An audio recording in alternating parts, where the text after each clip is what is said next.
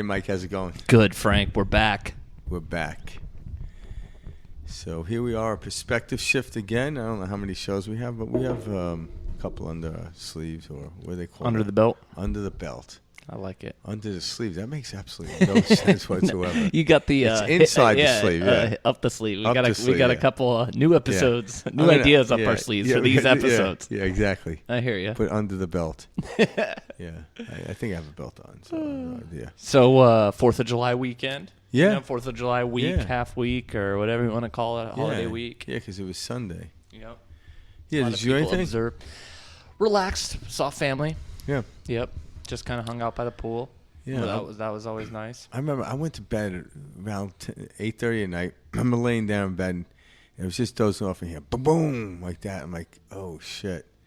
Next thing you know, it was the next morning, so it didn't keep me up. Oh, that's funny. I was going to say, yeah, that's like when everybody started shooting them, just because it was getting dark. Right as Frankie was going to bed, people shoot off fireworks, sons of bitches. Don't they know I'm trying to get my beauty sleep? Trying to rest here, guys. Come on. Yeah. No, but yeah, it was good. Yeah. So relaxing. Yep. I think I had a margarita, and that's why I went to bed early. There you go. Yep. Nice little relaxing time. Yep. That's cool. Margarita. That's how I celebrated the United States Independence Day. Independence Day. The margarita. Someone said, should have had a bourbon. I'm like, yeah. The tides have changed, right? So, what shall we jump into this week? What are you feeling? Well, let's, because here, obviously the name of the show is Perspective Shift. Okay. So let's talk about, like, really what it means to shift your perspective and what effect it has on us. So, and now if you want to tell a story or an experience you had, but I get started off by, jump into it. To change your perspective, and what me and Mike are trying to convey here is an understanding of when you take a whole different outlook on something you've never had looked at before, you don't really have an emotional attachment to it. So if you don't, you could shift perspective, and it's always going to come out in what they call the positive realm. All right? Because a lot of the perspectives that we take onto stuff or hold on to, and therefore we're not shifting, usually had a connotation already given, whether it's good or bad, it doesn't matter. And typically it was given. We were told this is how we ought to look at this thing if it happens, right? So that's a perspective, is how we look at something. But when you open your ears or your heart to other people and see people from different walks of life and stuff, and you just simply listen to them and put your ideas about the world aside, and you take on their perspective, something amazing happens, because it creates a new neural pathway in the brain to actually have to try to perceive this thought that's coming in. And it usually generates a higher amplitude, because if you're even if it's a good perception, like something you perceive is good, even if you keep going down the road of that same one, it doesn't have the same energy field it had, say, a year ago, 5 years ago, 10 years. It's like listen to a song over and over and over. After a while, it's kind of like, yeah, the song is good, but it's not really, raising my hairs on the back of my neck, opposed to like the first time you may have heard it. Or if you keep hearing it over and over in the same day, it really, all of a sudden the song becomes very bland. So we're meant, just like everything is shifting and changing, we aren't the causation of it, but we have the ability to look at each moment that's shifting and changing differently. And we do. It actually puts it in a positive realm automatically, because we always want to feel good. Well, I think it's funny, why would you want to shift that perspective on something if it is something that creates and generates that feeling that we label as good, exciting, success, whatever. It's honestly a feeling that comes up, and that's the perspective we're going for, because your body's simply a tool that is telling you. Well, it's more the experience we're going for. What the feeling, like, okay, you go down this road, this is the feeling. Is that the energy you want to be generating? Because there's no real such thing as good or bad. It's unless how you we believe feel. it to be so. What you label experience it. Absolutely. Yeah. But you see, the perspective shift, when you're shifting your perspective, it's often in the case of, okay, this is that. This is how I perceive it. However, I'm going to put this impression on it. It's like taking a story from the past, and you can literally change the past simply, and Frank, you talk about this a lot, simply by changing the meaning behind the narrative, the story that we take with us. Yeah. Like we always talk about, we are the world's best storytellers. That's what we're here for. We're literally narrators. That the voice speaking in your head, that speaker, that thinking mind, as soon as it's when you get aware of the thinking mind, and when you recognize the thinking mind, that you are awakening. Frank and I were talking about this earlier. Just like your heart is beating right now, and when you bring your attention to it, you're like, okay, I recognize the beating. But really, we don't recognize our heart's beating. We let it do its thing, and we know we're confident with it. It's a good thing, right? Yeah. If I had to focus on my heart all the time, I'd be in trouble. Well, same thing with our breathing, our Everything, breathing. yeah. The body, how it's working. Yes, we can bring attention to it. So why don't we allow the thinking mind, why don't we address the thinking mind just like we do the heart, just like we do the breathing? It's simply working and flowing. So rather than seeing the thoughts as, this is me, this is what I'm experiencing, oh my gosh, this is happening to me, it's more, oh, I'm aware that the thoughts are working. I'm aware that the thinking mind is simply doing its thing. Mm-hmm. Just like the heart is beating, just like the breath is breathing. Yeah, and even if you... The mind is thinking. Yeah. And when you detach from that and you see it from a perspective of, oh, wow, I'm not the thinking mind, this is when you begin to understand what they mean by the mind is a great servant but a horrible master. Yeah. When you live through the character, when you live through the master or through the mind, the thinking mind, you're living only in this very matter on matter world, meaning like you can only you're searching for answers out here rather than creating it from within. And so like that's where this whole perspective shift stuff kind of gets caught up, is when you're changing your perspective, you're aware that you're not operating solely as that thinking mind. And so you get out of the rhythm of, oh, wow, I don't have to think, or I don't have to associate a feeling to the thoughts. The thoughts are simply moving and working, just like breath, just like heart. And so you just allow it to be. And just like clouds passing, that's the same thing that thoughts. When they come up, oh, wow, that was nuts. I can't believe I thought that. Rather than attach to it and say, oh my God, what if that happens? I don't know if I'll be able to survive. How am I going to take care of my family? And we snowball with these thoughts. And that is a perspective that you're able to change very easily, very quickly, once you recognize what it is. It's just breathing. It's just your heart beating. Yeah, but so let's bring it further. So how do we do that? Because people hear about the detachment from the mind and the mind taking over. Well, how do we do that? And it's simple. So we know if you literally bring your attention to your breathing or your heart, and if there were people measuring this, say like scientists in a lab or something like that, you can actually amplify your brain, the electromagnetic field around it, when you give it attention. When I give my attention to my breathing, I breathe deeper or better or however you want to look at it, or greater. So when you give your attention onto something, so you talk about the clouds passing in the sky. But if you're looking at the ground, the clouds are still passing in the sky, but your attention's not there. So we learn to take our perspective and narrow it down to a field or a feeling into something that we would like to see. So starting inward, outward, you don't think anymore. You're no longer thinking. The mind goes to sleep or lays at rest, and then the body starts to do. The other way around is when the mind's at work and the body's asleep, that's what we call anxiety. So, that's why we do activities like working out, going for work, or whatever work field you're doing. Like, so when you focus on a project, your mind's at ease and your body's at work. And that actually is a focus, and we like that. It's kind of a sense of a meditation. But once you're idle or sitting still, a lot of times the mind goes to work and the body sits still, and that will create some anxiety or depression, depending on if you're looking into the future. When the body it's still and the mind's at work. Yeah, and it's not. I'm not talking about the stillness, because when I'm in meditation and breathing, my body isn't still, because there's no really such thing as a still body. The heart's beating and stuff like that. But when I put my attention onto my body in meditation, I could feel the pulsating energy of my body. And even if I do a breathing exercise, like I was telling somebody about a breathing exercise today, where you breathe in and out quickly, you could do it like 10 times, you do more, create it like a hyperventilation, almost like you're sprinting. Well, what's interesting is the mind actually thinks you're sprinting. So the mind says, oh, the body's in motion, so I'm gonna sit still. And the body can sit, but I can be sitting there, breathing, doing that. And as I'm doing that, the mind starts to settle down because the body has an activity to do.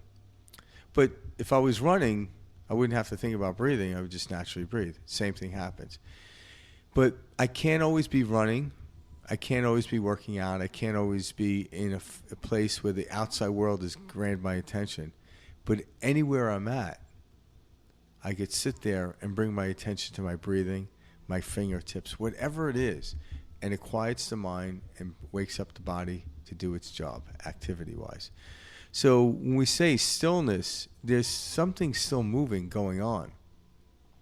The mind is still relative to the frequency it's coming through, so it doesn't notice any disruption in it. It's like a boat and floating down the river. If you're in the boat just looking at the water, you realize the boat and the water are moving at the same rate. It's not till I look off to the right or to the left, to the banks, I notice the movement. But if you're actually in the present state of with the water and the boat, relative to each other, they aren't moving. That's the stillness we're talking about. So it's focus. So what is perception? It's taking a focus onto something. What is the monkey mind? It's perceiving this, and then saying, oh, what happens, this happens, what happens, that happens. You're going back and forth. You're actually looking left and right rather than straight ahead. If you notice when you're straight ahead, you barely notice movement. You have a peripheral understanding, but you see that thing coming at you slowly. It's easy to ingest into the mind. But when you're looking right and left as you're driving down the freeway or in a boat down a river and you look at the banks, that's when we get to start to get dizzy, we get to start to get distracted. But when we perceive forward and focus on something, just like going down the river, it actually moves your way. Mm-hmm. But if I'm moving this way and I'm looking this way, this thing isn't coming, it's disappearing because I'm not moving towards it. We must be perceiving in the direction in which we want to go. And what is that direction? It doesn't really matter. If my beliefs and thoughts are moving in the same direction, that is flow and that is success. But yet, I have the ability to point the boat into the river in which the water is flowing, and that's success. And what I've experienced out of that will be something that will come to me, but I want it to be a surprise. I like how you said it doesn't really matter because...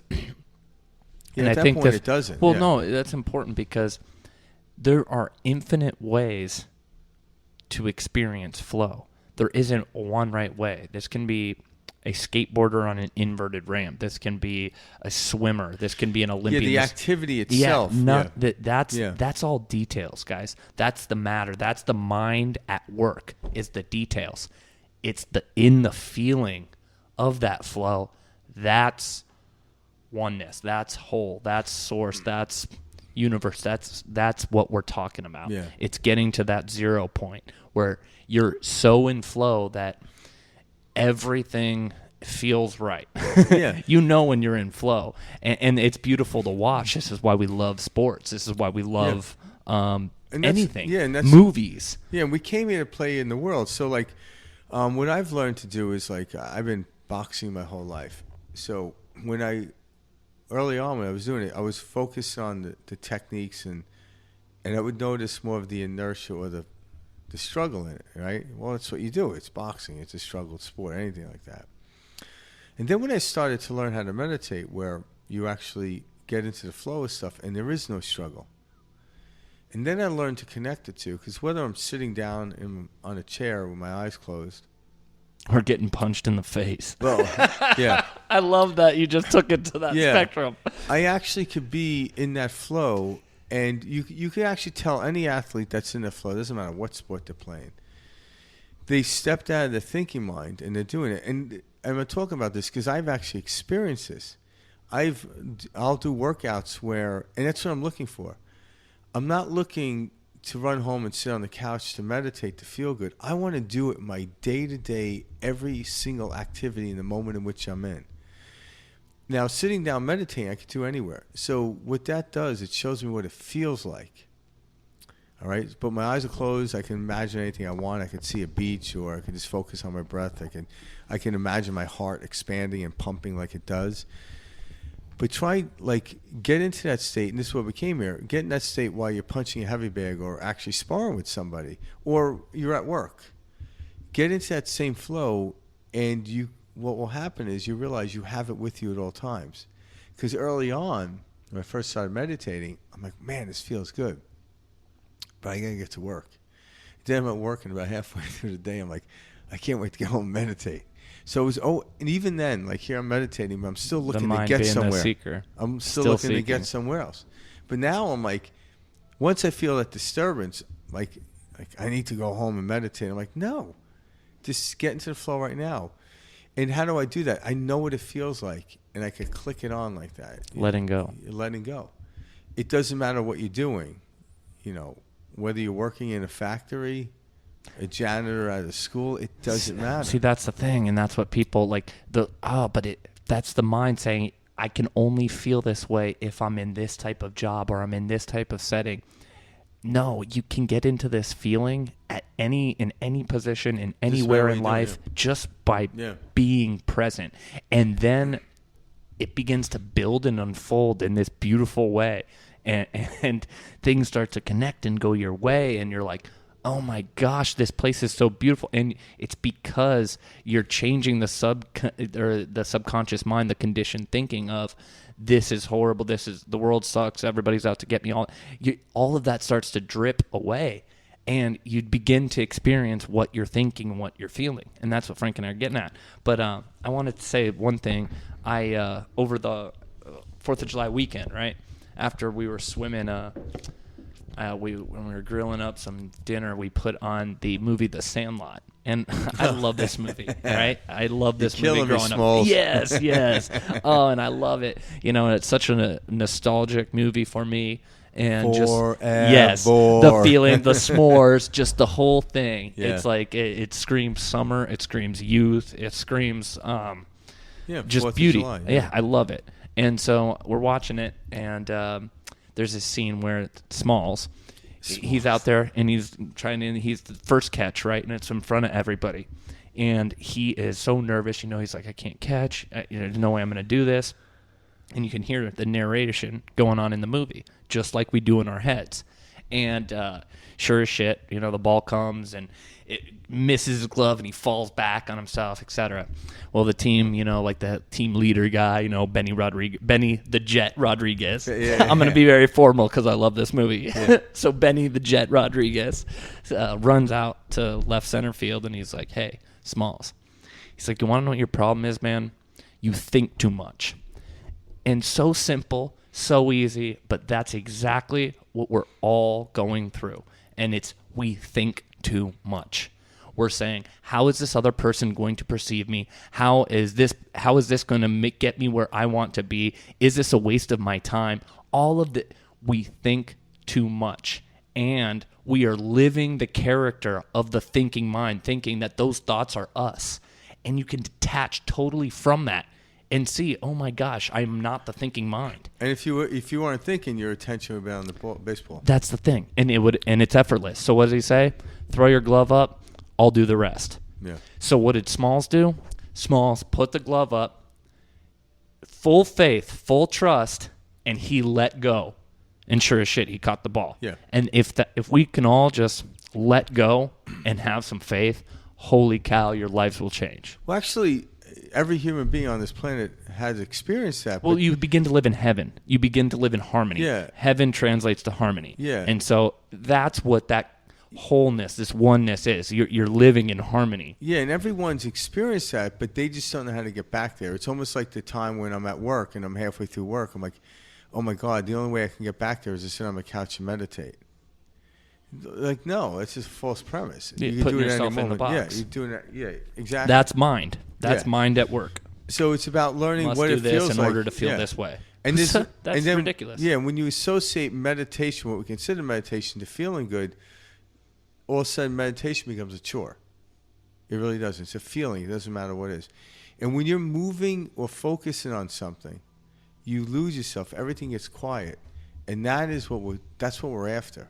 It's that flow, that feeling, and that is, that's how I look at the perspective shift. So when you shift yourself and stick with it and have faith with it, it's that simple shift that stops you from overthinking. It's putting that glove up. Yeah. It's letting go. That's just it. And then all of a sudden you feel the energy come through, and then what you do is you marvel the outside world that's in front of you. Well, it all happens. And you're like, wait, what? Yeah. I just let go. It worked exactly how it worked even better than I could have imagined. Or even if you go back to the scene where Smalls fell down and lost the ball, he said, the very words he said, I'm not going to do this, and he didn't. So it actually worked out in that favor as well. It didn't work out in a preferential way to what he wanted to do, because he wanted to be part of the team. So he had to catch the ball. If he didn't catch the ball, he wouldn't have been part of the team. Well, a side note too, Smalls got it back up.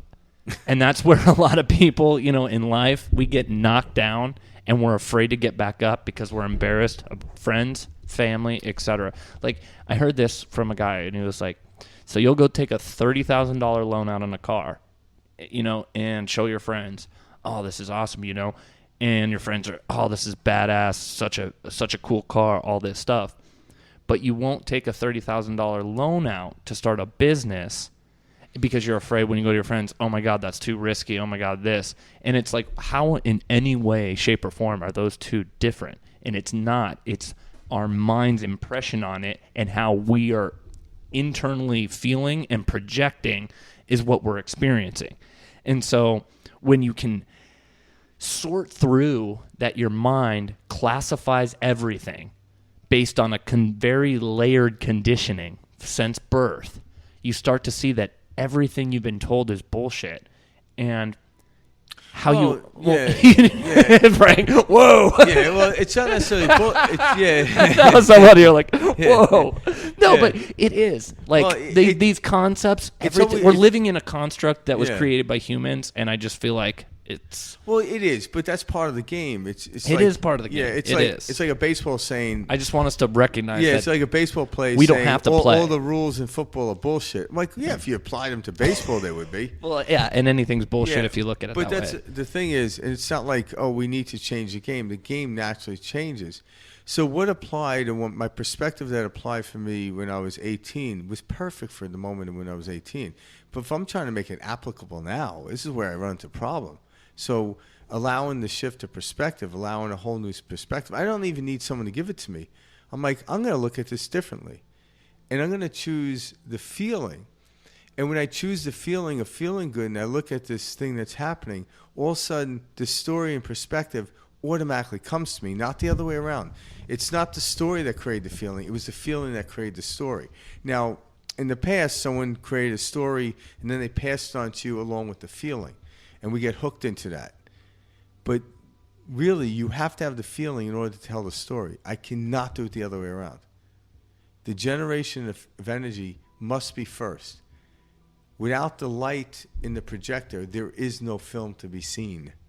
That has to be on first, and then the film goes across the projector. And that film going across the projector can be experienced and witnessed in multiple ways. And so, like, one great way that Muji brought up, I love Muji. He's a great teacher. He doesn't even, I don't think he even calls himself a teacher. He's very much student. He's awesome. Anyway, so like what he describes is, we've all seen You're those. Awesome. Love you, Frank. And it's the type of thing where he talks about the optical illusion photographs. Okay, we've all experienced these in grade school, middle school, whatever, high school. But you have like the old lady and the young woman, or the chalice in the center and two images on the other side. This is what life is, guys. You can see the same situation in a totally different light. And what I mean by that is I'm talking about death, famine, poor, things that normally you would be like, oh my God, I would never want to see this happen to anyone, you start to see its place in and its symbiotic like relationship to the whole. And you realize this is, otherwise you couldn't have the other parts. And that's a good point. So if say the media, because the media a lot of times, because we tend to all draw to the media. Everyone's got a TV in the house, so people typically don't go out into public and start something like because within the framework of your existence, right? So, well, the media will put say something bad happen, or they'll start talking about something, and if they grab everyone's perspective onto this thing that's happened, so. When you see violence pick up, it's the projection that the media put out there, and then what happens is people perceive it, and when we perceive it, the collective consciousness actually creates more violence. So in this case, it's the media output that actually amplifies it. And then what happens is they know how it works, so like, see, we told you. Racism's up. See, we told you. But if they actually talked about how friendly we are, because they could easily went that way, how war is ending. All of a sudden, the majority of people watch the news like, oh my God, it's ending. War is ending. Oh my God, So it's about standing above a perceived notion that the media or someone gives to you that you don't want to see in the world. You then have to turn the other cheek, as Jesus said, in order to actually change the world in which you want to be in. You can't be double talking. You can, but that's like looking. But then you're a politician. It's like going five miles this way, 5 miles this way, expecting to get anywhere in a linear perspective. No, you ended up exactly where you were, but you went 10 miles. Mm-hmm. But if I went 10 miles in a straight perspective or a straight linear line, I would have gained more experiences within that. But if I go 5 miles this way, 5 miles that way, I ended up at the same place, still doing 10 miles. One of my favorite actors is Jim Carrey. I love him. Everything he does. Dumb and Dumber. Yeah. Karen never got that film. Oh, what? Yeah. That's like a classic. A lot of women like, I don't get it. I'm like, okay, it's probably too a good thing. Oh. Yeah, it's too stupid. Only guys get it. We're down to drop to that level. Well, hey, maybe it's a higher level. Hey, yeah, whatever way you want to look at it. Something tells me it is a lower level, but anyway, that's how you look at it. So Jim Carrey is a super enlightened dude, and you can see this in a lot of, like the films he's starred in and rolled in. He's heavily he changed his perspective a lot. Yeah, well, I would consider him an awakened individual. I would, and so one of the comments he made that I thought was great. This quote, I saw kind of surfacing around, or going around, was if we were to. It's about the media. What was it? If the media was not to report on any type of negative issue for 30 days, 80% of the world's problems would disappear. And I don't think he used that exact words. I'm butchering the quote. I want to add to that. But it's so true. It is true, but I want the media to put that propaganda out, because what makes us really focus is looking at the world being projected as bad and me seeing no. Because if everyone agrees with me, am I really... That's when you need to take a real look at things. Yeah. So, it's been said many times, but when you start doing the same that everyone else is doing, you might want to think about something else. Yeah. So when the media is reporting this stuff, it's sharpening my focus, because I know empirically humans are kind. So I hope you all see what Frank just did there. That was the perspective shift he's talking about. There you go. He took that and said, no. I'm not going to look at the media as they're bleeding people wrong. This is my ability to focus. No, but that truly is what we're talking about. And at the same time, the essence of it. At the same time, I would never want to shut them down for what they're doing, because that's where I get my focus on. I'm like, no, I'm not going to buy into that. Why? Because it doesn't feel good. And people are like, oh my God, I'm like, no. When I look in a direction, so if I want to head west, I must head west. I'm fully well aware that east exists. But if I'm moving west and looking east, I'm sure to hit something, and then I'm going to blame it on moving west. But it wasn't. It was a distraction from east. And why was I turning east when I was moving west? And that's the focus. Because people tell me you must give homage to what the problems are in the world. If I give my validation to all the problems in the world, I'm taking my validation off the good in the world. You can't have it both ways. You can't look left and right at the same time. So you have to have faith that when I move in a direction, and that's the flow, that everything in that direction is going to work out. And then my job and other people's job is when we all move in that direction, we encourage others to do so. But if I had to fight and go to Congress and say, you have to outlaw bad news, we're pushing. Yeah, we're pushing. Now we're censoring. And then all of a sudden, then I'm the... creating more of what we don't want to see. Then I'm going to sell my perspective. What expands, what you focus on. And then a new religion begins and a new news station begins. And then, who am I to say what is a positive perspective or not? I would never say that. Whether I go east or west, it doesn't matter. But if you want to go west and you're looking east, this is where the problem lies. Not in east or west and north and south, in poverty and riches and in struggle and strife or in happiness. And it's what do you want? Focus on that. And whatever you focus on, we know this through physics. In the quantum field, which is the measurement or the understanding of the energy field which we're in, will expand. Simple as that. So what do you want to see expand in this world? Hatred or love? You can't have it both ways. You choose what you focus on. Yeah. And you have to have faith it works. Because know this. We already focused enough on hatred over the last year. And where did that get us? More hatred. So let's take divided. Let's take this puppy and shift the perspective onto it. And put a focus on love and see what happens. Just see what happens. All right? And the funny part is... The reason people are focused on the hatred is because it's easy to focus on something when you're moving in a direction. Take the foot off the gas. Make the U-turn. Shift your perspective. There was this story I read online that said you have red ants and, I don't know, I think it was red ants and white ants in a jar, right? And they're totally cohabitating just fine, doing their thing, commingling, interacting, et cetera. Are you talking about fire ants? Look, I can't remember. Those suckers bite. It was just like... Sons of bitches. Well, some force shakes this jar with the two ants in it, right? And immediately after, the two ants, the ants become disoriented, and they begin fighting the different color ants within there. And it wasn't until there was a third party or a additional force shaking things up that things became out of balance. And that's kind of how the media works, in a sense. They take an idea and they put it out there and they say it loud enough. Yeah, and we see this with everything. But we have to understand. And we're allowing ourselves to be shooken up. Yeah, but we have when you see the game, you don't play the game. Yeah, but this is the funny thing I'm trying to bring up. Or get caught in the game. We always say the politician, the government, the media. We are the government. We are the media. We are all of that. So we're trying to distance ourselves from this behavior, but we are that behavior. There's no way of dividing it.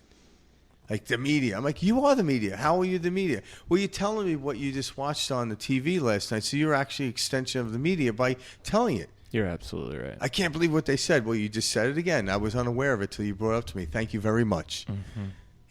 And I'm only witnessing my projection anyways. We are the government. We project out. And so if they're trying to sell a narrative, they just had the greatest seller. And actually the people who hate the narrative sell it better.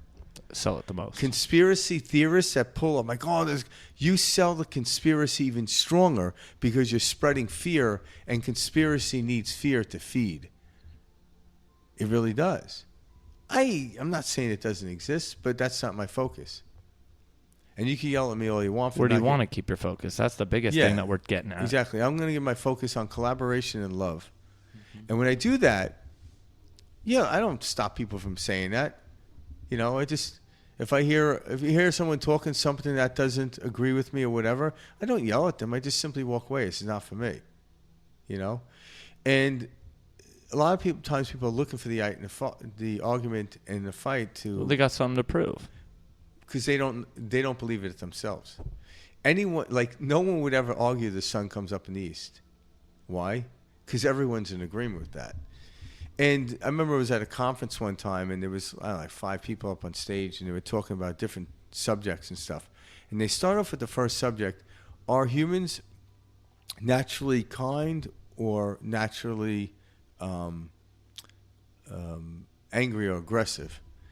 And it's interesting because it's the perspective you want to give it, the narrative. It's a really very difficult argument to have.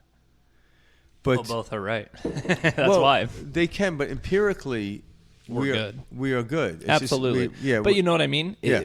Do you want to live in heaven? Do you want to live in hell? That's what the question is. You can live in both. Yeah, because even the Not at killer the is same trying time. to kill people to make his life better, and killer themselves would not want to be killed. So it's misunderstanding the function. If we all collaborate, everything will work together. But people see the wrong in the world. Like, the other part of the discussion at this conference was overpopulation, and there wasn't anyone saying the world isn't overpopulated.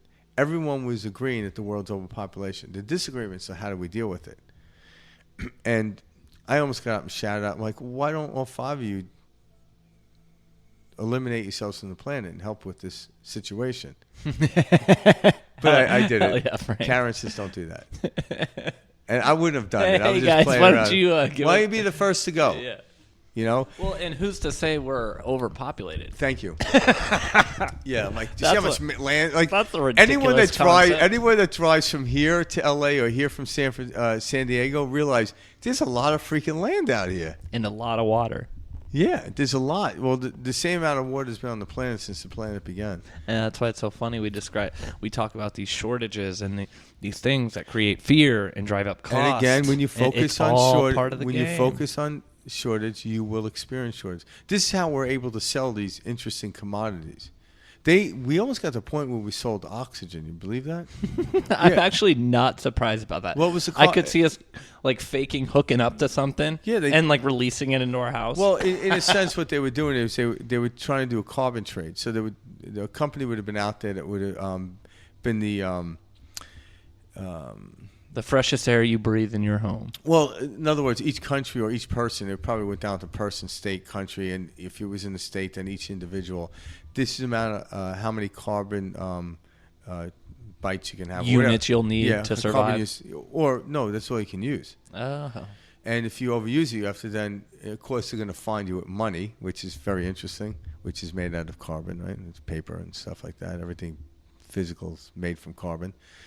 But they were trying to limit you to what the utilization if you could do stuff. But yet we live in an infinite resource planet. It keeps producing itself. But the mind is creating a limitation. Then the mind will see the breakdown of the world, and they think, oh, my God, the reason this is happening because there's too much of this going on. Again, the outside world is only there because your projection onto it came from inside. So if we start to clean inside of us, the outside world will look clean. You could pick up as many Coke bottles out of the ocean that you want, but if you don't clean up inside here, It's going to forever be dirty. Yeah. It's like trying to pull every grain of sand off the beach and then go in. Yeah. So going in and projecting out will actually produce a different world outside of us. And we've seen this before. But it wasn't the outside doing, although the outside doing is a amplification to help continue that feeling inside. So when I have a perception and I look at this perception and it's something that I want, so I want to feel good. So feel good. I feel good. And then all of a sudden, I'm feeling good. I want the world to look this way. Okay, focus on that. Perceive it. Imagine it. And then watch it all unfold. And as I watch it unfold, that is my doing, is the watching unfold and then interacting with the dance. With no impression on how it should unfold. No, because once I do that, I'm controlling. And then exactly. Then you lose the... Then the new boss becomes the old boss. And, it's just flipping the hourglass thinking the sand's going to change. It doesn't. But I got caught in that a lot. And that's why I like to bring it up. Because I know what we're all going through. Mike, if we never got caught, then we couldn't talk about it. Yeah. No, I told you I can't talk I just like to bring that point up. That hey. I still get caught. Because it's all mind. I get hung up in it here and again. But absolutely. But when I do, my perception is that I don't get upset at myself. I'm like, oh, now I understand this even deeper. So And you know you're not doing anything wrong. It's no longer labeled a No, certain way. no, I could You flip never get upset with your. Yeah. It's more of a, yeah. thank you. So when I get slightly upset, I become even more friendlier on the other side. That's how I look at it. So when I get angry, I become more loving because of that anger. So I don't just become moderate. It doesn't detract anything. It pushes me back into it. And then when I'm in the field of really loving and really, that feeling, it's very difficult to fall into anger. It's almost protecting you. There's a point, how high off the planet do you have to get where you don't need a safety net, and the point where you're floating in the ethers and gravity doesn't exist? There is this place where you'll never be pulled back down to the earth. You just have to be willing to go there. But how high is that? You have to go outside the atmosphere. We can do this. Humans can do this. Once you pull outside the atmosphere, you're no longer worrying about falling, because now you're one with the atmosphere. You're floating. This is what I'm talking about. It's a concept, because we haven't seen it in history, in recorded history. But we're all striving for it, because people are like, it's not possible. If it wasn't possible, you wouldn't be able to think about it. All right? It is a concept out there. How is it possible? You have to let go of that part too. You just have to see it. And guess what? I am at peace when I'm at peace. I guarantee Yeah. the gentleman that created I the don't need the airplane whole- did not picture the schematic in their head and say, great, I now know exactly how to build a propeller and all of these different items and have wings. No, they pictured a flying piece of transportation, and they went forward. Yeah, they probably saw a bird. But And that's it. It's just, I can do it. And that's what Frank and I are getting at. Everything else is details. You just have to allow it to come together and continue moving forward. You continue with the focus, with the goal. It's like anything. It's with the great athlete. They just focus on, I need to do this. I will get that.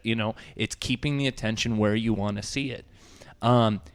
It also is a letting go, because I do want to make sure you can't sit here and bob on it all day long. You do want that calm, present environment. And in order to have that, the biggest paradox about all of this is the letting go.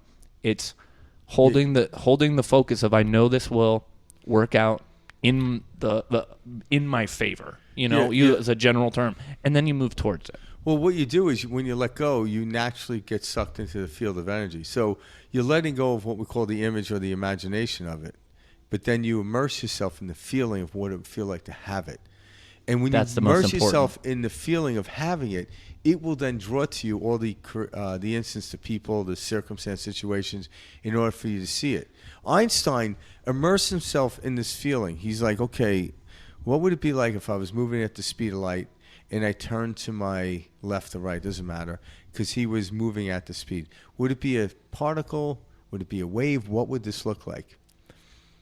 And he immersed himself in the exhilaration of this feeling, because then he had to drop what it may look like. It might look like something else. We know now.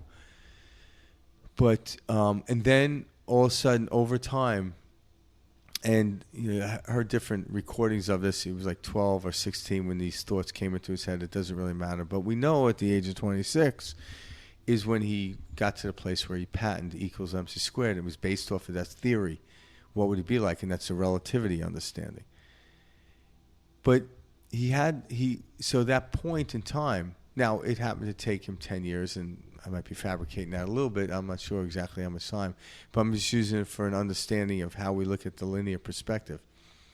But in that moment, all those things were drawn to him. Everything from his, going to, the university in Switzerland, meeting his first wife, Mileva, all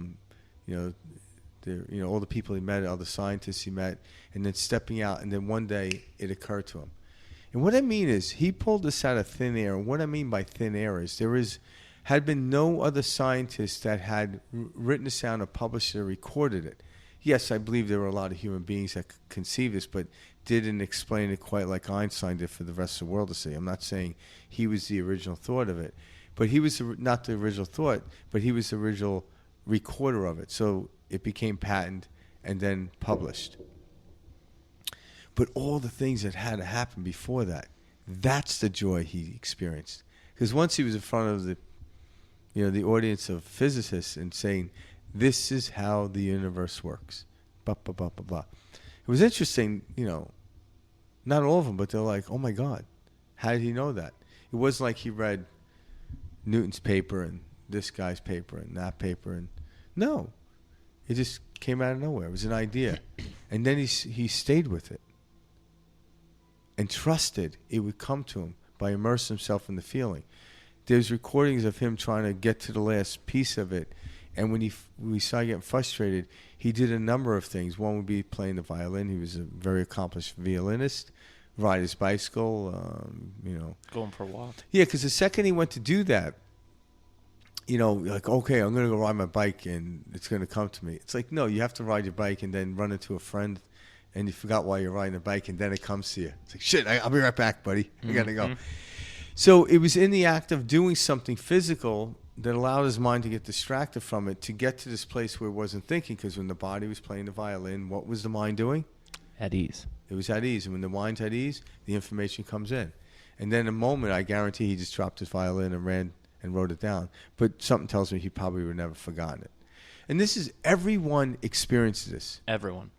And Einstein also said that. Yeah, everyone experiences. He said everyone's a genius, Now, and that's how I view it. Yeah. Is everybody has the ability to do this, and this that we're talking about Yeah. is genius. Yeah. And I'm saying this from my personal experience. I'm not going to put this onto other people who did or didn't do and to take advantage of it. I'm talking about myself.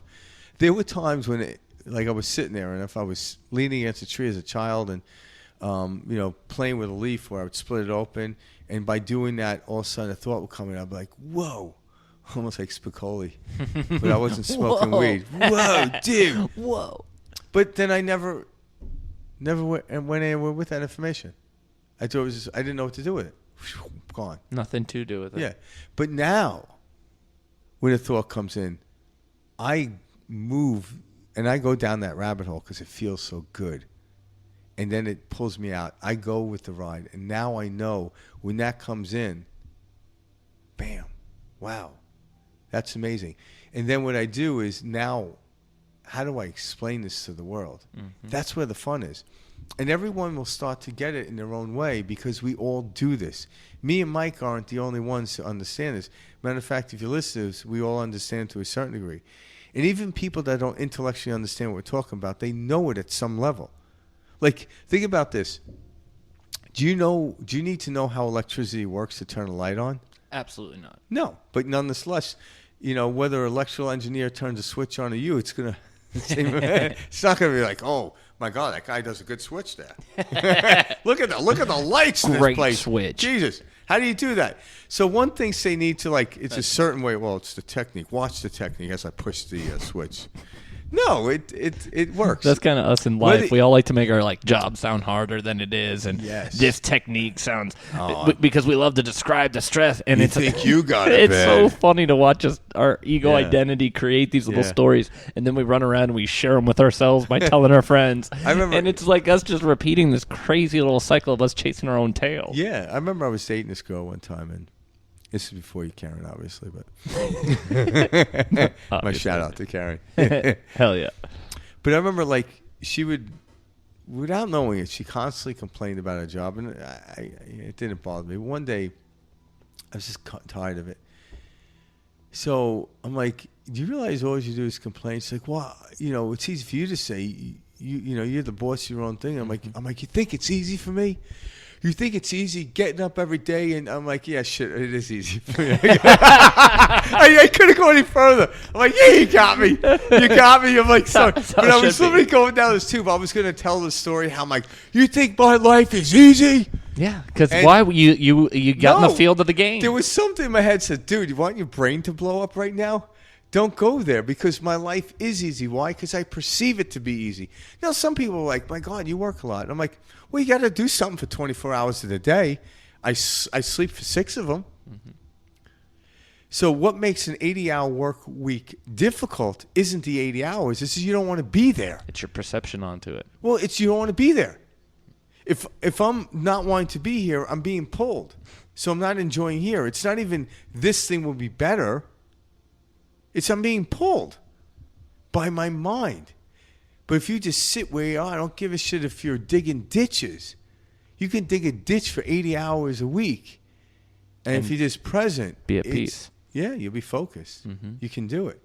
And that will lead to something That's that why, is more, up your alley, if you will, whatever. When you tap into this flow, you realize that it doesn't matter about the details. No, it at doesn't. All this little stuff, like the job you're doing, the person you're with, all this is all details playing out, and it's your mind creating it to play out in physical form. Why don't you?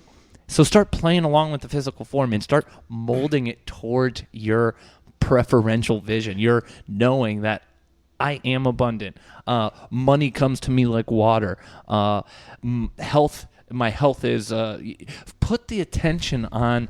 Begin to thank yourself in the morning. Put your attention on the feeling, not on the health. Well, I also want to touch on health gratitude, health because is a gratitude's concept. important, because that's the generation of the feeling. Like, we have so much to be thankful for. But it's interesting is people. There's like this little thing that can throw us off. Like, there are people out there that are telling, get the job you want. And I'm like, there's no job you want. There's a feeling you want within the job you have. And then nature's going to actually expand and change is constant. Like we know, it's the fourth law that governs this universe. So your job may change, may not. You can live in the same house for 90 years in the same neighborhood. And if you change your perspective every day, you lived an amazing life. But you could travel the world every day. Look, I'm traveling the world, and be miserable, because wherever you go, there you are. And it's not about what we do. It's how we feel about what we do. So if you're digging ditches, put your attention on the handle of the shovel and the sound of the dirt being dug, and do that. And all of a sudden, you'll lose yourself in the feeling. And next thing you know, you dug this amazing ditch. Perfect. And you won't be tired, because when you're in the flow, the energy field that we have produces electromagnetic field that we draw from the physicality. But if you're actually, I don't want to be here, it's like unplugging your phone and wonder why so mentally drained. Yeah. And tired. Burnout. Like choosing to be there is like keeping your phone plugged in while you're using it. It's never going to die. Mm-hmm. You naturally, and it's a Bluetooth, by the way. It's a Bluetooth charging mechanism. Yeah, that's all it is. So it's not even, you're not even attached to something. It's around you. Yeah, and it's the, yeah. You're no longer the action. You're no longer the doer. Yeah. You're the experiencing. You're the witness and the doing and at the doing. Same and time. So all these concepts, everything. You start It's to this realize, and that. oh, it's not painful. It's just part of this. Yeah. It just is what this is. And even if you produce calluses, admire the calluses. And the beautiful thing about calluses, what it shows you, it shows me that skin continues to replicate itself and continues to reproduce. Heal. Yeah, because can you imagine, like, oh shit, my hand's fading away. It's like, oh yeah, ran out of skin there, buddy. But like, yeah, it's very much so. You start to see yourself not as the doer. Yeah, you're the experiencing and the doer at the same time. It's this and that, and the witness. And that's what it is. It's like you. Like I was talking to you earlier. What would you rather? Like, what do you prefer, to breathe in or prefer to breathe out? Right. All right. Now, guess what? If you focus on breathing out, breathing in becomes simple. If you focus on breathing in, breathing out becomes simple. Because there's seemingly an act that happens at different times, you can do both. Focus on breathing out. I'll be in, and then I focus on breathing out. My attention is all over the spectrum of life. I can do both simultaneously, in conjunction with each other. But if you ask, what do you like better, breathing in or breathing out? I'm like, that's a very difficult question to answer. Because if you say, this one I like, well, I'm going to eliminate the other one. Well, it doesn't do you any good. There's a cycle that happens within the physical world in which we live in. Well, it's kind of also like you can't have the good without the bad. What we perceive as bad. It's not bad. That's what I mean. Yeah. But like, without poverty, without, death, famine, all this, we couldn't have abundance. We couldn't have happiness. You see what I'm saying? But as we rise into the ethers, we can have abundance But without poverty. It's the contra. Oh, absolutely. Yeah. Absolutely. I'm just saying it's a yin, it's a yang. It's you will, in the physical world, you will have people that make a lot more money than other people, but the people that are making what they call less money than the greater money it's being made, they do not experience poverty. It's all a perception, right? Like they did this study. I found it very interesting that what they call the working poverty in the United States, and this was done, I think, right after '08, the crash. It was right before, I forgot. And the study said that what is considered to be the work impoverished in the United States, and they would match up not just money, but time valued, property stuff, cars, houses, or whatever. Assets. So what would be considered in what they said, England or France, what they considered, perception-wise, middle class, we lived a better life. So what was considered middle class in, say, England, they had a smaller flat, maybe one TV in the house, maybe one car in the family. What we considered working poverty here was we're living in like a 12 to 1,500 square foot house, 2 cars, flat screen TVs in every room. Everyone had an iPhone or some type of electronic phone. It was the perception that was working poverty. Over there, it was perception that it was middle class. Mm-hmm. It's perception. It truly is. So when you perceive yourself as wealthy, even if you have $5 in your pocket, you will experience wealth. And the reason I use the word $5 because I'm misusing it is because people perceive, well, how the hell is $5? If I said 5 million, it'd be different. But whatever we look at, in the light in which we look at, will always expand. And I went over this before. If I look at $5 as abundant, 5 will then, because of the laws of mechanics of expansion and change, 5 will turn to 10, 10 will turn to 10,000, so on and so forth. If I look at $5 as lack, the 5 will turn to 250. Now I owe 5. Now I own 10 grand. It will never say $5 ever. No matter how I look at it, it's always changing.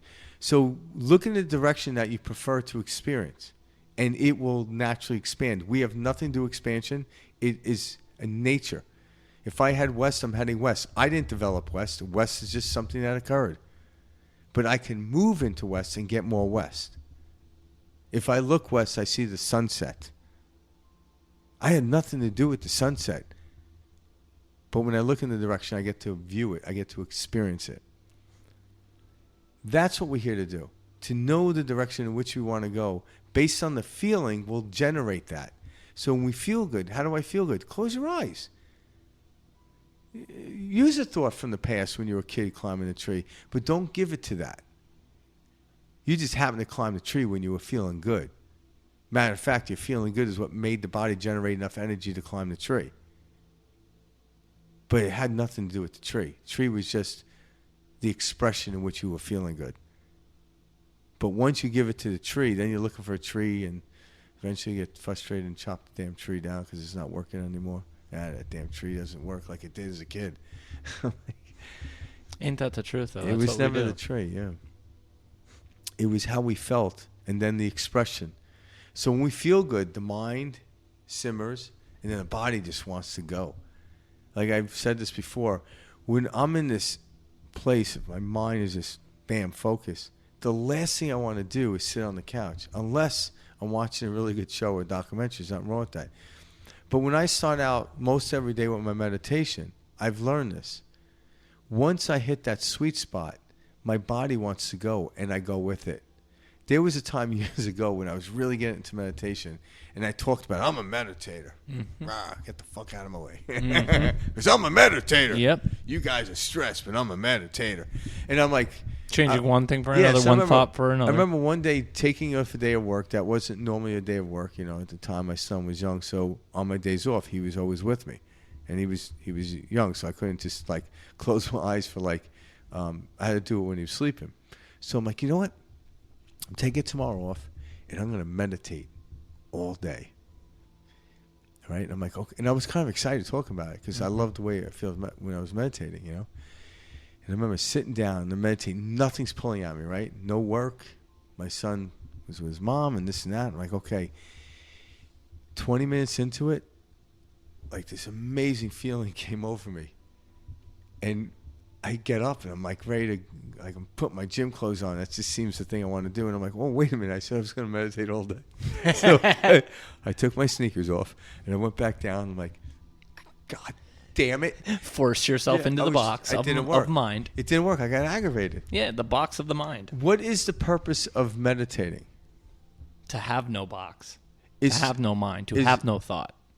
Or just the experience of meditating. Now, out of that, the paradox is it's going to amplify a feeling. Go. Now, I could have took off the next week and got into this great state and stayed there for 5 hours because that's happened to me before too. But in this particular day, my body wanted to get up and express itself. And I was fighting it. And when I fought it, that energy fizzled out.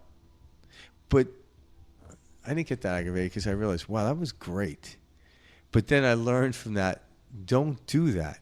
Allow the field of energy to take you. That's the purpose of it. Yeah, because I could have. I've done that before. I've meditated, for a length of period of time. I got lost in it.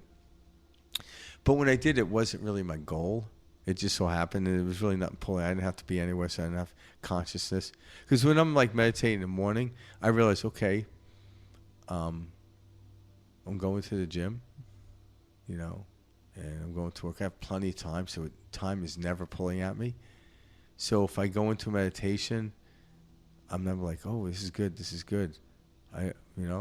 If I don't go to the gym today, that's fine. And it's kind of freeing. I get to that place not pulling me because I want to ride that wave. But a lot of times when I ride that wave, I might get up and instead of going to the gym, I'll open my computer and start writing. But the gym was a projection out because most of the time I go to the gym, I feel good. But in that moment, I'm like, no. I'm like, something compelled me to write. And I'm just talking about situations that happen to everybody. And I let go of having to go to the gym. But the gym was a reminder of what feels good. But then it felt just as good as being at the gym as writing in here.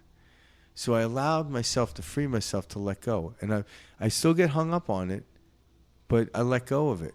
And I realize the expansiveness of my life and the ability to perceive things even quicker and better and get into that field is becoming easier and easier for me as I'm floating up higher into altitude. Well, just like the flow you find yourself within at the gym, it's just there's no that flow. You can find that exact same thing in writing. Flow is flow. Whatever you're doing isn't the causation. So of to say exactly, you're to say, oh, I must go to the gym is saying, oh, out here matters more than what I feel in here. So, but when I feel good, by letting go of that, when I feel good and end up at the gym just perpetuates the field of energy. It doesn't create it. But perpetuation motion keeps that energy going. And again, it's all mind, it's the association you have with the gym. Yeah. And that's the thing. Use the permission slips to our advantage, guys. We're not saying don't. We're not saying don't. Meditation is a permission slip. The gym is a permission slip. Yeah. All of these things are permission slips. We're not saying don't use them. Yeah. Like that's part of this whole thing. Because think about this. Anyone that's ever, and I've talked to people about this when I do meditation, type of meditation classes, stuff like that. And people are like, wow, that felt good. I'm like, well, you felt that before. Chances are it was when you were a young child. And you didn't even know what the word meditation meant. You never used it. It's a very familiar feeling because it's who we are. Now, the reason we felt it more when we were young, we weren't inundated with concepts and ideas the way the world's supposed to be. And once you give the kid a concept, hey, you got to go to school. It's not all fun and games. You got to know when to play and when not to play. But to a toddler, that's not a concept, When they're hungry, they ask for food. They weren't forced into doing anything. But once we start getting the concepts of you have to do this, It's like, why do I have to do that? Why can't I continue playing? Well, this is the way it is. But that feeling generated prior to that. Why? Because how do we know it was bad? Because that feeling was taken away from me. Because I was told how to get out of that feeling. But then as life goes on, you have to disassociate going to school with feeling bad. Because that's not good either. So I hear people out there that are always like, we need to get out there and change the school system. Again, we don't need to change the news or the school system. We can teach the children how to perceive school differently, and it'll work just the same. It's a path of least resistance here, people, you know? Because if I were to go back to school, I wouldn't change it, because if I change it, then I am going to change the way I want it, and then the new boss becomes the old boss. I'm like, it's not the same shit. Yep. No, perceive it differently. Yes, you'll still be going to school. The bells will still ring, but you won't but you look at it differently. Just like you look at Fridays differently than you do Monday going to school. What? Yeah, what's the difference? Really, what's the difference between Monday and Friday? Other than the concept. Oh, God, it's Friday. I'm going to school. Oh, it's Monday. Mm-hmm. Right? But when you're in school, if you're there for 7-8 hours, I forgot how many hours I was there. You know, I didn't really pay attention. But the day, according from the time value and everything, the bell rang, everything was the same. It was like, you know, when I went to school, Friday wasn't a shorter period day. It was just nothing was pulling at me on Saturday, except for my dad to mow the lawn if it was summertime. Yeah. Get up, you lazy bastard. I'm like at 6 o'clock in the morning. On a Saturday. And I'm 10. Lazy bastard, right? I'm 10. And I'm 10. Well, you call me a lazy bastard, right? Oh, that's awesome. If I'm 30, when I'm 30 years old, call me a lazy bastard. Leave me alone. Let me sleep. That's so awesome. But this is what, like Mike said, we are here to use the permission slips, not to evade them, because then what are we doing? It's like a painter saying, I don't need a canvas or a brush. I'm just going to keep it inside. Well, fuck you too. You know? It's like, no, I want to. We came here to express ourselves in the outside world, but am I expressing something that somebody told me to express, like what the news is telling me? No, but I could sit quietly and peacefully on a subway train during rush hour, and that's when I know I own the world, because I'm not distracted. But if I'm in a room with music playing softly with a candle lit and nothing around me, I'm like, yeah, it's easy. I don't want easy. I want expansion in the roughest way. And then I'm like, damn, I can handle anything.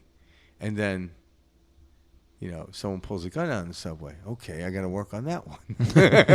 Thank you, universe. I'm going to meditate. Taking this up a notch. So now I have friends breaking my house when I'm meditating with guns. It's like, hey guys, we're going to play a little role playing. I need to work on my inner-outer experience. Yeah, it's like the military. It's a meditation in the military. You know, well, hey, real quick, speaking on military, so... it's important, just like all permission slips. So the military, you know, they're a specific type of, you know, individual, men and women, you know. Well, and that's even shifting. Yeah, yeah. Well, no, of course, and just like it should, you know, constantly changing.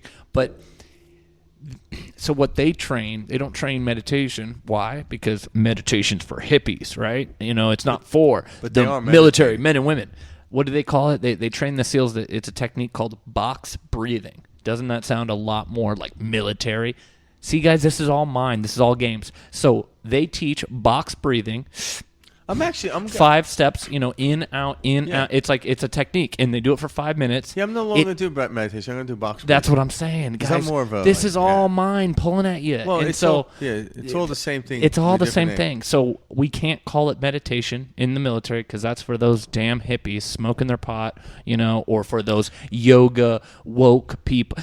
You see, guys, it's all the mind. We allow these impressions because of comedians, because of media, because of movies, cartoons, our family, our friends, to mold our way we look at whatever them. You want. So when you are military men and women, you do not meditate. Why? You're higher, you're above, you're the elite, you box breathe. You see what I mean? This is all details. It's Yeah, all the same thing. We're all talking about the same but thing. even the meditators feel that way. They think Oh they're yeah, above. yeah. Oh yeah, yeah. But that's the ego. This is all the ego. Yeah, I find it funny when like people are like, oh, we got to stop war and stop doing this. Like, well, focus on what you want to focus on. But when I look at military men and women, why they're good at what they do and why they somewhat enjoy it is their dedication and focus. I'm like, come on, how focused do I have to be to sit on a couch with music playing and a candlelit, opposed to be on a battlefield getting shot at? Like, the reason we watch James Bond and war movies is like, how do I stay that steadfast and focused? Why life is about maybe taken from me. My life isn't threatened while I'm sitting on the couch meditating. That's easy. It's easy to sit in a cave. That's how I look at it. It's how I perceive it.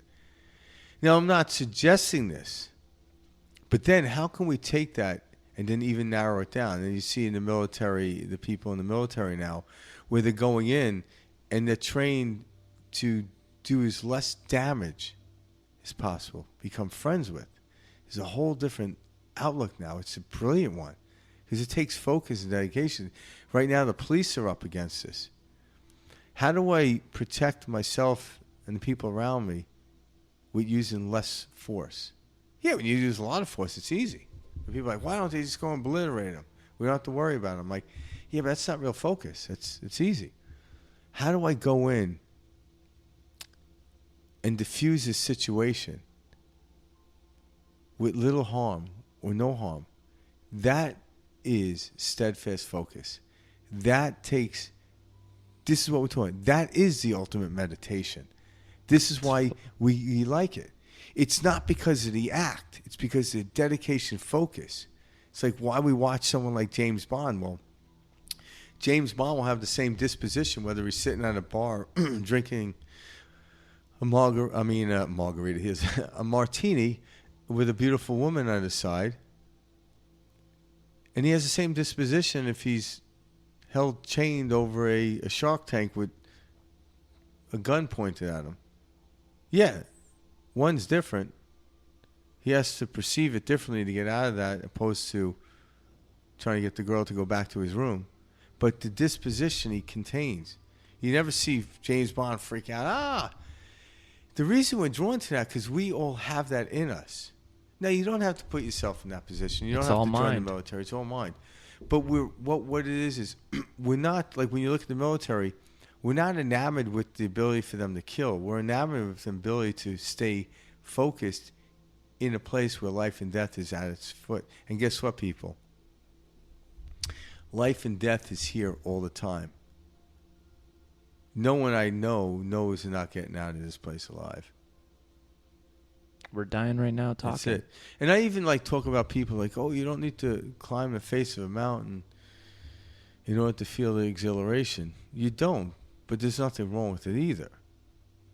There really isn't. I don't see anything. But for the person who never climbed a mountain that doesn't understand it, has a easier way to ridicule it. And that's what I've never climbed the face of a mountain, nor was I ever in the military. But I can't ridicule it. I see the value in it. Absolutely. Yeah. And now the perception of it, yeah. Well, it's like one way of looking at it. It's just another manifestation of it. Because and I equally see the value of people sitting in in Tibet in a monastery meditating. I see the great value in that too. I can't say what is better than the other because I don't know. Well, just like the military man or woman who goes every day into boot camp, okay? And they are taught, they are trained to run towards gunfire. They are shot at each day. Frank and I, if we're getting shot at, everyone's natural reaction. That's why natural reaction is to turn and run. So what do? Is we train our military men and women. No, when you hear gunfire, you run towards it. Yes. And so, guys, Frank and I are trying to get you to train your mind when you begin to experience fear. We want you to run towards it. And so just like the military men and women are being trained to run towards gunfire, we can train our own minds to run towards fear and to run towards abundance and to run towards faith, knowing this is just simple muscle memory. Just like we're in the military, we can train this mindset. And this is how you step out and step into the unknown. The unknown. The unknown is the only place to step into for exhilaration. Everything else is replication. Subconscious mind. Yeah. So if I Know keep what you doing know. the same thing over and over and over, if I listen to the same song over and over and over, it literally has this depleting value to it because it's fleeting. All right. Now, again, I can listen to the same song over and over, look at the same painting over and over, as long as I shift my perspective. But a lot of times what we do is we look at a painting and we solidify the perspective. So now we have to walk through the whole museum to keep the exhilaration up. But you can have one painting you only looked at your whole life, and if you learn to change your perspective, you only need that one painting for exhilaration because every day it looks different. Same thing with the song. You don't Never need to looked change at it anything. that way. Yeah, you never change. Well, it's a perspective.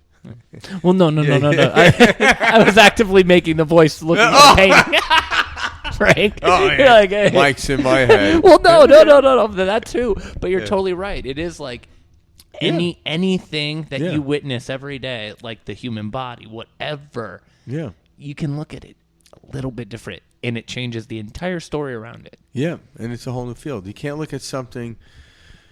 You look at it and say, "This is it." I'm like, "That isn't it. That's if in that snapshot of a moment." What's that song? It's a whole new world. Yeah. I'm sorry, Oh, not yeah, a good voice. yeah. I think it's like Aladdin or something. Did you do backup singing in your band? Oh yeah. Oh yeah. Not too well, obviously. But I think it's Aladdin, a whole new world. Right, it's right. just a change of perspective, guys. That's what it is. A whole Yeah, and you new- don't need to change the concept of like going somewhere and travel, because even travel is a concept that, are we really traveling?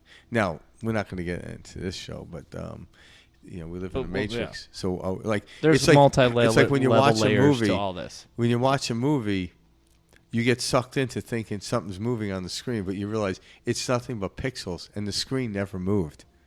Like when you think about it, the That's screen the 0 never point. moved. And that's what we're all experiencing is We're on the screen. a screen looking at pixels Yeah. and giving a meaning. Yep. And saying this is how it is, and then being like, it's like we're all in like a one of those what's that game in California where you think you're like in a spaceship and you feel like air blows at you and you're moving. Yeah, it's it's like what we're in, and we're calling this all real. It's a simulation. Yeah, but we are in a simulation right now. Absolutely. But when you're watching a movie and you get caught up into it, you actually feel like you're moving. Mm-hmm. And that's what it is. So there's a relevance to where you are. It seems like it's moving. So the mind is making all this up. Just like when you breathe in and out heavy like you're sprinting, the mind thinks you're running because that's what you do when you run.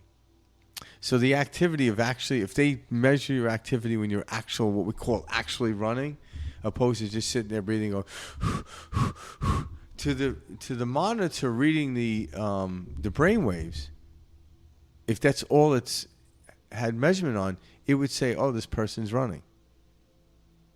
But no, I'm just. So people that don't want to run but want the cardio just go. Because what is cardio, right? You're burning carbohydrates, right? When you breathe in, it's carbon dioxide coming out. That's all you're doing. How do you burn carbon dioxide comes out. That's how you burn carbohydrates. So I just burn carbohydrates right there. And they've done studies on this, where the people think that they act as if they're lifting weights and they see themselves lifting weights, but they never lift a weight and they gain muscle mass. I do that with Karen. She's like, "Take the garbage out." And I said, "What are you doing?" I'm thinking about taking the garbage out. Hell yeah. Wait for it. It's coming. And then what happens? She's like, "You know what? I'm going to take it out." She takes it out. I'm like, "See, it worked. It worked beautifully." Oh, that's awesome. Yeah, you get a lot of trouble from Karen. No. We got into some cool concepts tonight, though. Yeah, we did. Yeah. And that's it. So, as you leave this conversation, run towards the fear. Yes, or just run towards something. It doesn't Run have to be towards fear. the gunfire. Run towards the unknown. Yeah. The unknown doesn't have to be fear. Like the guy, listen, if you're running into the battlefield with fear, rather than a knowing, because fear can, make you think, and thinking is not what you want to do. It just is. It's going to work out for you. Fear is that moment. Again, we have it. It's in us. It keeps us alive. But it also can kill us at the same time. It's a very slippery slope. But run into the unknown with exhilaration, because that's all we know is the unknown. We're trying to pull in.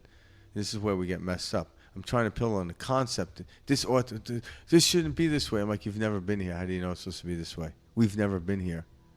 Right? What's today? July 8th? July 8th. 2021? Yep. We've never been here before.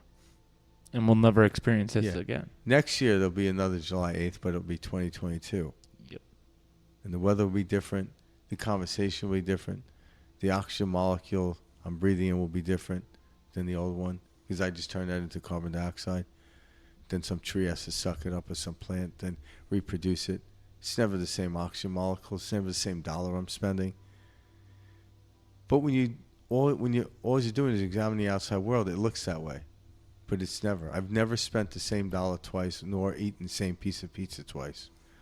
But I continue to spend dollars and eat pizza. That's why I have to burn carbohydrates. Yeah. I like that. Yeah. And that's the shift. Thanks for joining us tonight, guys. Truly. All right. Go out there, be you, and just let go and relax. And everything's exactly how it's supposed to be. Don't think about these concepts, but contemplate them. Yeah. Use them for your favor. Like me and Mike will give little suggestions here, but make your own, because it is your own. Don't paint what we tell you to paint, because I don't even know what the hell I'm painting. Yeah. There's no thing ought to be any certain way. Yeah. There is nothing you ought to do. There is nothing that you must accomplish. Purpose is something that we can change and mold each day. You're here to be. You're exactly where you should be. Yeah. And if you want any suggestions of topics you want to talk about, below there's a comment section or questions. You can put questions in the comment. Absolutely. Well, you can contact us at our email too, perspectiveshift2020@gmail.com. You can see that in our link below as well. Yeah, and if you like what you're seeing, please subscribe down below. Thanks, guys. We'll see you next week. Peace out. Take care.